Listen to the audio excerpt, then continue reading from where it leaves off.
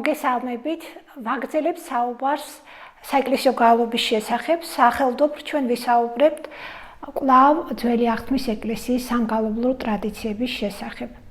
მოგეხსენებათ, რომ საეკლესიო გალობა არის ღვთისმსახურების განუყოფელი ნაწილი და ასე იყო ძველი აღთმის ეკლესიაშიც. ჯერ კიდევ მაშინ, როდესაც მოსემ დაადგინა მსხვერპლშეწირვა, როდესაც ზვარაკი იწირებოდა, ეს ხდებოდა მუსიკის თანხლებით, სახელმწიფო ჟღერდა საყვირები. საყვირები შემდგომშიც გამოიყენებოდა, ის ასრულებდა ფაქტობრივად დაახლოებით იმავე ფუნქციას, რასაც ზარები ახალი აღთმის ეკლესიაში. საყვირებით მოუწოდებდნენ ღვთისმსახურებაზე დასასწრებად. ჩვენ ვიცით, რომ მაშინ, როდესაც ხდებოდა მსხვერპლშეწირვა, ყოველთვის ეს იყო თანხლებული მუსიკით, ყოველთვის თანხლებული იყო გალობით.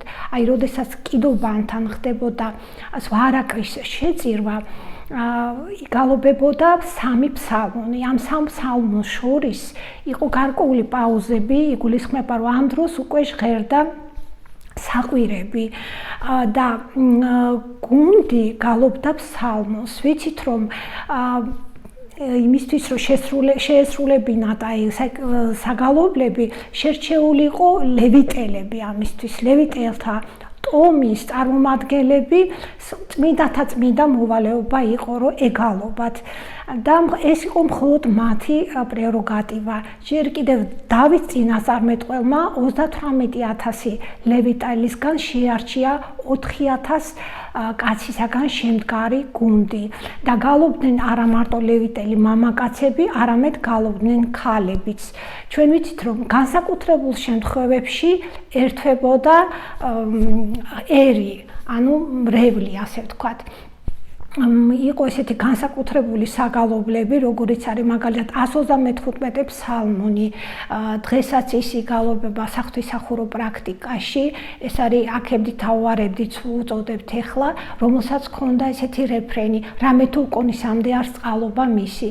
და გადმოცემით სწორედ აი ეს სიტყვები, ეს განმეორებადი რეფრენი წარმოითქმებოდა ერის მიერ.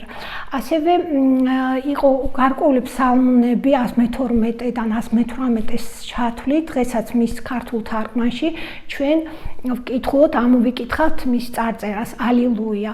აი ეს ფსალმუნები, ფსალმუნის მუხლები, ან გარკვეული მონაკვეთები, ამ გარკვეულ მონაკვეთებს ერთვოდა რეფრენი ალილუია და ისიც წარმოითქმოდა ერის მიერ. მაშინ სადამე ეს ორ გუნდად გალობა იყო მიღებული სატაძრო ღვთისმსახურებაში და ეს შემდეგ ეს ტრადიცია გაგრძელდა ახალი აღთმის ეკლესიაში რეფრენებით გალობა. მინდა აღნიშნო, რომ ფსალმუნში დასტურდება ესეთი ტერმინი დიაფსალმა. არის მოსაზრება, რომ როდესაც ლევიტელები გალობდნენ, აი იმ ადგილას, სადაც არის მითითებულია ტერმინი და აღნიშნა დიაფსალმა, მაშინ ერთი ტონით ზემოთ უნდა იგალობონ ლევიტელებმა. ეს ერთ-ერთი მოსაზრებაა. სხვა მოსაზრებით დიაფსალმა ნიშნავს ანტიფონურად მეორე გუნდის ჩართვას. ასე რომ ესეთი ორი განსხვავებული მოსაზრება არსებობს აი ამ დიაფსალმასთან დაკავშირებით. თალმუდის მიხედვით ლევიტელები გალობდნენ საკმაოდ ხმამაღლა. როდესაც ისინი გალობდნენ, მათი გალობა სამარიაშიც კი ისმოდაო. ეს იყო ძალიან ძალზე ესეთი შემართული, მხნე გალობა და სხვათა შორის კლიმენტი ალექსანდრიელი ამ გალობას ადარებს დორიულ კილოს, რომელიც საბერძნეთში, ჯერ კიდევ ძველ საბერძნეთში დორიული კილო ძველ ბერძნულ ჰიმნებში მიიჩნეოდა განსაკუთრებით ესეთ სულიერი ძალების მომნიჭებელ კილოდ, მხნე სულიერი ძალების მომნიჭებელ კილოდ.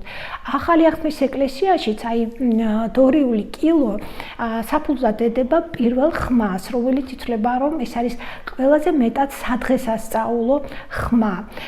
შესაბამისად ეს პარალელები, ეს ასოციაციები ახალი აღთმის გალობასთან თავისთავად იბადება. თავისთავად ეს მხნე შესრულება საგალობლების დამახასიათებელია ახალი აღთმის ეკლესიის გალობისთვისაც, განსაკუთრებით სათხესასწაულო საგალობლებისთვის და ეს ჩანს იმ აუდიო ჩანაწერებითაც, დანაც რომელიც ჩვენამდე არის მოღწეული ძველი მგალობლების აუდიო ჩანაწერებიდან. და ბუნებრივი ახალი აღთმის გალობა, ეს არის გალობა ვიცით რომ ახალი აღთმის ეს რელიგია ჩვენი ქრისტიანული რელიგია არის გამარჯვების რელიგია, გამოხატავს ქრისტეს გამარჯვებას სიკვდილზე და ქრისტიანების წმინდანების გამარჯვებას ცოდვაზე და ამდენად ეს სულისკვეთება რაც ახასიათებს ზოგადად საეკლესიო გალობას როგორც ძველი აღთმის ეკლესიაში ისევე ახალი აღთმის ეკლესიაში არის საერთო ასევე მინდა ვთქვა რომ აი ეს ფსალმუნური საგალობლები რომელიც იგალობება ძველი აღთმის ეკლესიაში ვიცით რომ ახალი აღთმის ეკლესიაში საკმაოდ დიდ ადგილს იკავებს ხო და აი ფსალმუნური გალობა მსჭვალავს ფაქტობრივად მთელ ხზის სახურებას ეს იქნება მწუხრის ეს იქნება ცისკრის და ჩვენ ვიცით რომ წირვის ანტიფონებიც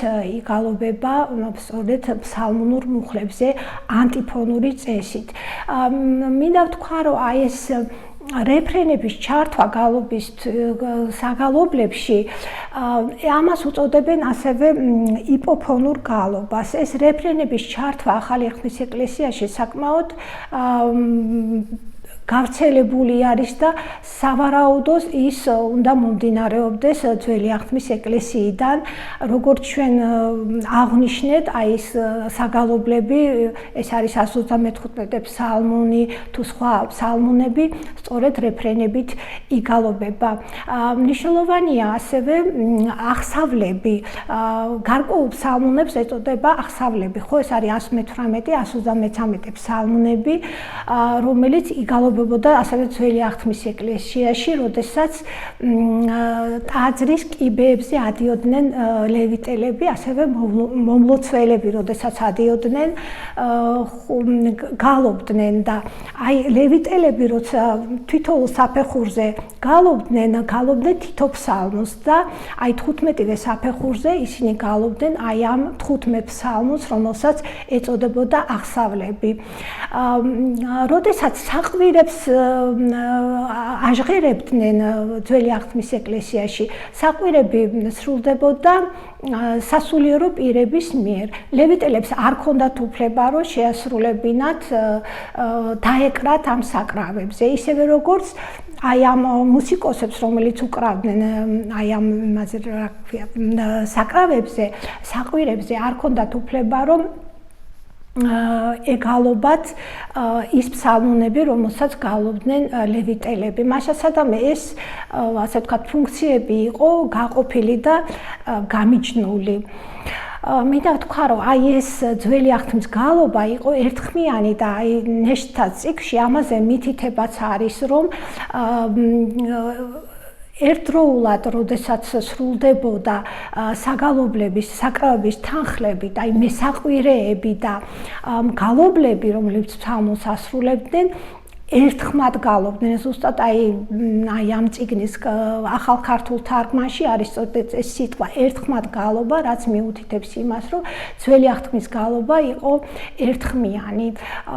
თავისთავად ერთხმიანი გალობა, ებრაული გალობა არის ერთხმიანი, ეს არის დაკავშირებული მუსიკალური აზროვნებასთან, იმიტომ რომ მათ ახასიათებთ მონოდიური აზროვნება, ისე როგორც ბერძნებს. ჩვენ ვიცით ახალი აღთმის ეკლესიაშიც აი ბერძნული გალობა გახლავთ ერთხმიანი გალობა ეს ისონი გაბმული ბანი ჩნდება ცოტა უფრო მოგვიანებით და ერთხმიანი იყო გალობა დავიდან რომის ეკლესიაში და კიდევ ერთხელ მინდა აღვნიშნო რომ ეს არის მუსიკალური აზროვნების თავისებურება იმიტომ რომ და ეს არის მუსიკალური ენის განუყოფელი ნაწილი ესა თუ ის ერი გალობს სხვადასხვა მუსიკალურ ენაზე და შესაბამისად მას შეიძლება ქონდეს ან მრავალხმიანი აზროვნება, შეიძლება ქონდეს ერთხმიანი აზროვნება და ჩვენ ვიცით რომ მრავალხმიანობა საეკლესიო გალობაში დამკვიდრებულია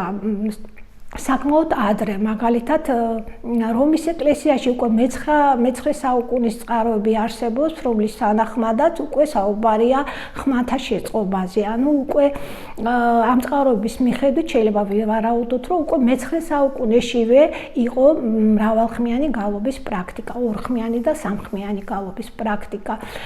საერთაშორისო არა მარტო რომის ეკლესიაში, არამედ სლავურ სამყაროში ძველი რუსული გალობაც არის არა მარტო ერთხმიანი ნამერული გალობა, არამედ არის მრავალხმიანი ნიმუშები, რასაც უწოდებენ მაგალითად სტროჩნე ნაგაგალოსი ან ძიმესწნე პენი, ესეც სამ და ოთხხმიანი საგალობელია და ეს საგალობლებია და ეს პრაქტიკა ძველ რუსულ საღვთისმსახურო პრაქტიკაში უკვე მე-16 საუკუნიდან მკვიდრდება.